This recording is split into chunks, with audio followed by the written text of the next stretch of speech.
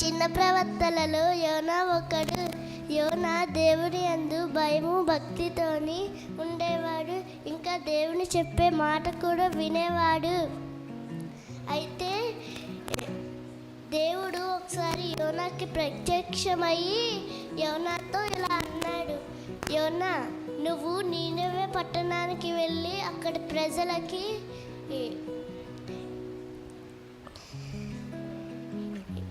అక్కడి ప్రజలు నన్ను మర్చిపోయి వాళ్ళకి ఇష్టం వచ్చినట్టు జీవిస్తున్నారు, అందుకనే నాకు వాళ్ళ మీద చాలా కోపంగా ఉంది అని చెప్పాడు. యోనా దేవుని మాట వినకుండానా తర్షీషుకు వెళ్ళి తర్షీషు పడవ ఎక్కాడు. అప్పుడు తర్షీషు పడవ సముద్రం లోపలికి వెళ్తున్నప్పుడు పెద్ద గాలి వచ్చి తుఫాను మొదలయ్యింది. అప్పుడు యోనా నిద్రపోతున్నాడు.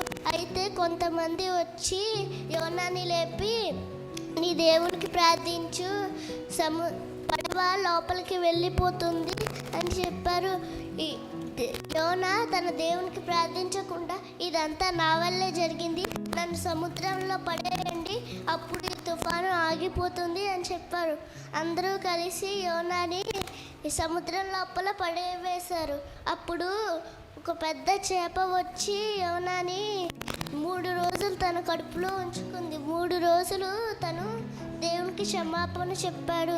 అప్పుడు వెంటనే దేవుడు చేపతో ఇలా అన్నాడు, చేప, నువ్వు యోనాని సముద్రం ఒడ్డుకు వచ్చి కక్కే అన్నది. అప్పుడు వెంటనే చేప యోనాని సముద్రం ఒడ్డుకు వచ్చి కక్కేసింది. అప్పుడు వెంటనే యోనా నినెవే పట్టణానికి వెళ్ళి సువార్తను ప్రకటించాడు. Thank you.